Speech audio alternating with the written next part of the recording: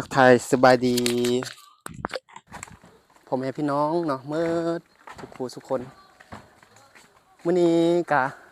เป็นอีกคลิปหนึงเนาะที่จะพาพ่อแม่พี่น้องไปย่างลิ้นกับน้องใจเนาะน้องใจว่าจะพาคำตุกไปย่างลิ้นอยู่แถวจุดทางนาพุ่นล่ะเนาะแถวห้องเมืองเนาะดนก็ถือว่าบ่ได้มาย่างลิ้นนำน้องเพิ่นจังซี่เนาะมื้อนี้ก็เลยว่าน้องเพิ่นว่าส่วนคำตุกไปย่างลิ้นเลาะเที่ยวเบิ่งหมู่บ้านน้องใจเนาะโธ่มื้อนี้บรรยากาศดีพี่น้องนี่ก็หลายคนอยู่งานกับบ้านน้องพุ่น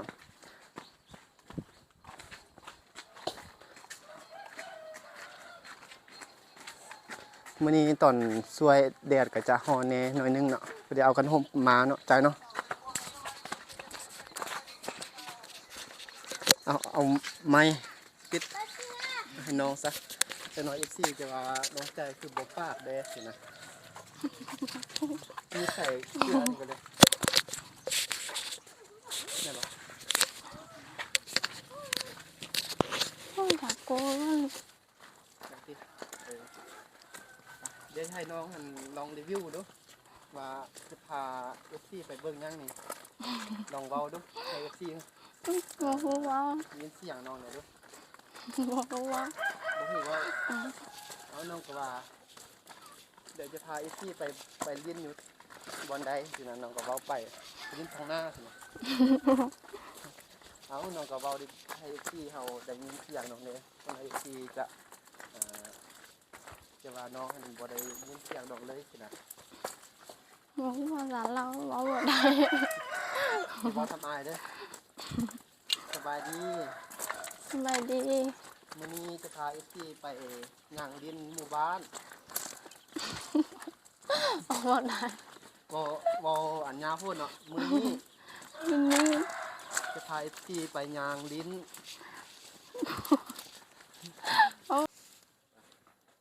โอ้ตอนนี้แดดร้อนเลยพากันมานั่งเซาคมอยู่จุดนี้เนาะน้องใจน้องฮู้บ่อันวิวอยู่ทางแถวบ้านน้องนี่งามน้องฮู้บ่บ่ฮู้เลยบ่มีวิวงามขนาดเลยพี่น้อง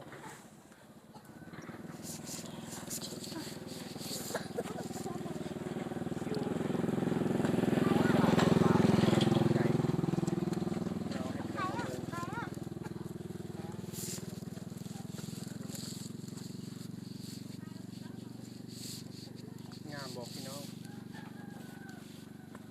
งามกันบอกว่าคือกันบ่เนาะนี่ข้างหลังนี่จะเป็นแบบวิวผาทุ่งจะเป็นแบบไฮไลท์ที่แบบสวยงามขนาดเลยพี่น้องไ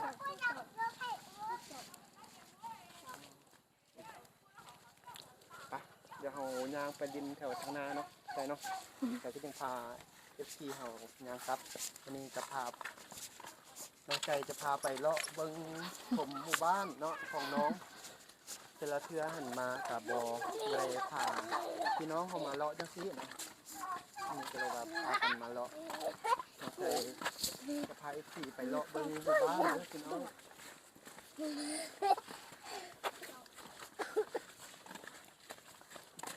โอ้น้อยๆนี่ก็มา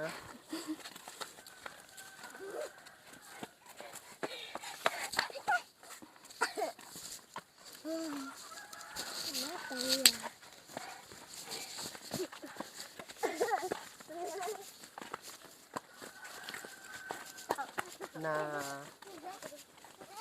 เฮือนอยู่ทางใดไปทางใดไปลุ่มบ่หรือว่าไปทางลุ่มเนาะพี่น้องนี่อันนี้จะเป็นห้องเมืองเนาะห้องเมืองมันพาไปกลางบ้านเลยพี่น้องโอ้ยสิท้ายเป็นต่อ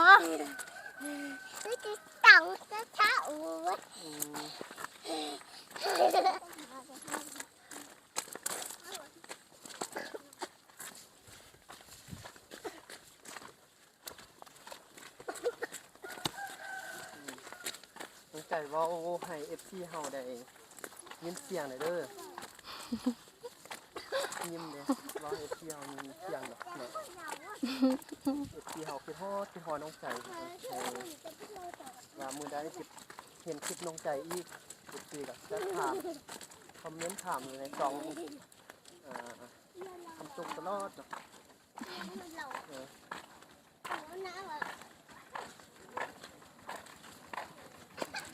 อันนี้จะเป็นทาง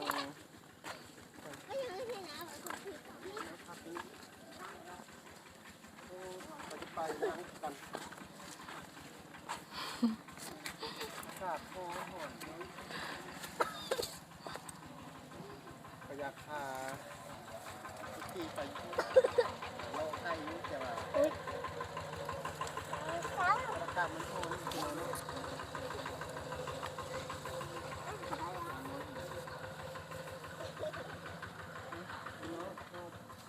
แล้วก็พาไอ้ที่เข้ามายางลองซ้ำหนีบ่อนคือเราทั้งเทิงหกยางขึ้นไปเขาทั้งเทิงบ่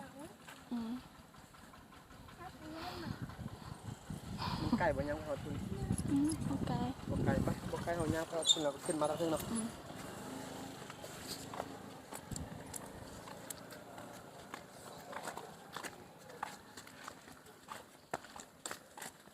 ฝากไปติดตามเลยเด้อพี่น้องติดตามให้กำลังใจให้เอฟซีที่ติดตามอยู่เนาะให้กำลังใจทางน้องใจแล้วก็ให้ทุกทุกเด้อเนาะในการเฮ็ดคลิปเนาะทำหลายเอฟซีแต่ว่าให้ความสนใจอีกเติมเนาะก็จะได้กลับมาถ่ายน้องเพิ่นอีกเนาะกลับมาถ่ายน้องเพิ่นอีกก็ไว้ให้เอฟซีเฮาได้เบิ่งเนาะกับบ่หายห่าง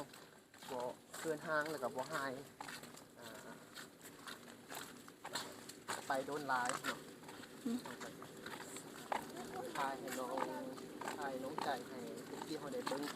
อัปเดตไปเนาะเดี๋ยวโดนมาถ่ายก็บ่แม่นว่าจะหายไปเลยที่เฮาก็คือว่าทำอยู่ย้ำนี่อยู่ทางบ้านพี่น้องเขาปลูกสาลีปลูก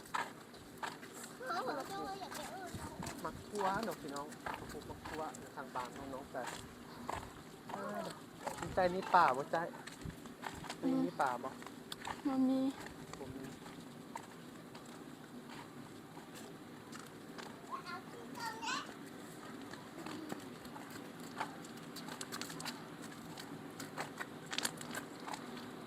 มาเบิ่งน้องใจพาที่ไปเบิ่งแบบไปเลาะหมู่บ้านยามหมู่บ้าน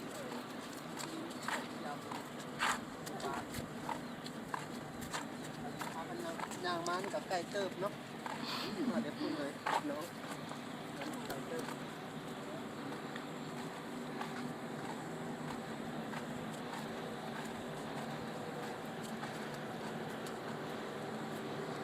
อากาศมันร้อนแต่เขาจะทนมาเนาะในเวลาให้ที่เข้ามาตรงนี้ที่เราก็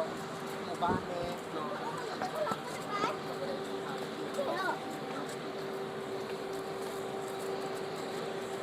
พยายามให้น้องใจเป็นเบาแดดแต่ว่าเป็นเบาเปลี่ยนเนาะแต่ว่าเป็นสีไม่ใช่เนาะแต่มันที่เข้าอยู่นี่เหรอ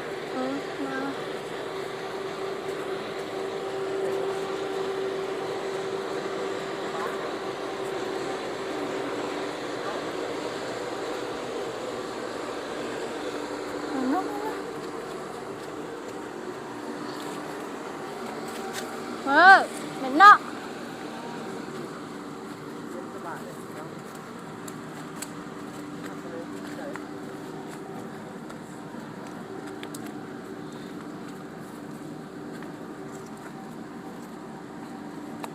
ถ้าที่เราจะขึ้นไปห้องเฮียน้องไก่เนาะไปห้องเฮียเราก็จะยางไปสอดทางเพื่อนของน้องไก่เลยตรงนี้เนาะ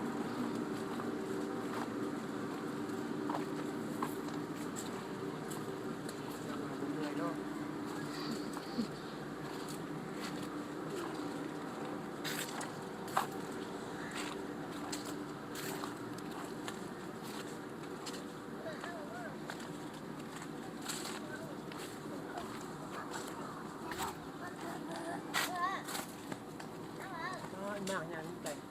3 โมงเป็นน้ำนางอย่างมักคุก มักคุ มักคุก โมโหแม่ มักคุก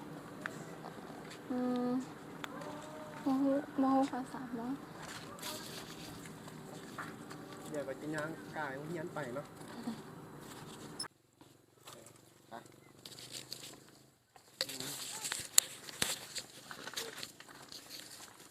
ทางนี้จะเป็นทางเข้ามาเนาะพี่น้องทางเข้ามาเป็นหอมเข้ามาเฮือนข้างน้องนะทุกคนพอไม่มีอันเดียวนะอยู่ในอันนี้ใจอันคอเสื้อน้องใจก็เลยว่าตักเตียงมันจะเข้าบ่ตอนนี้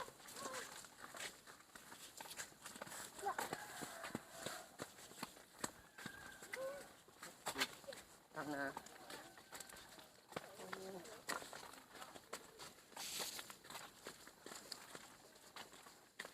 มันห่อนแน่พี่น้องอาการห่อนแต่ว่าวิวมันงามงามน้องใจเนาะพี่น้องวิวทางหลังขาสูงวิวงามงามพี่น้องมันมีอากาศดีดีค่อนข้างว่าจะห่อนแน่ในนี้แต่อากาศมันดีเนาะมันเป็นวิวเตี้ยมขนาดเลยพี่น้อง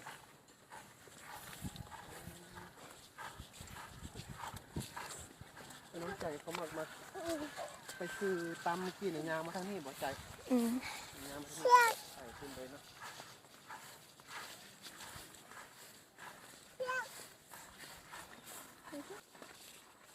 พี่น้องพี่น้องไปเลาะเบิ้งตำรวจเบิ้งหมู่บ้านแล้วก็ดูทางยางออกมาทอดเรื่องของน้องที่เก่าเนี่ยจะให้ทางอยู่ที่ว่ามีกันอยู่ที่งานไปกันเลยทางของน้องไปแล้ว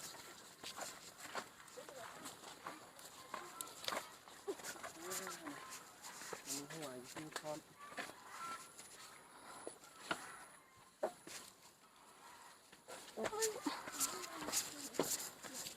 ช้าเดี๋ยวก็เจชิสะอา เดี๋ยวนี้น้องใจหุ่นดีดีเนาะน้องใจหุ่นดีเด้อนะพี่น้องเดี๋ยวนี้บอกคือเก่าแล้วน้องใจงามขึ้นแล้วน้องใจหุ่นดีขึ้นนี่แหละเป็นงามน้องใจเนาะ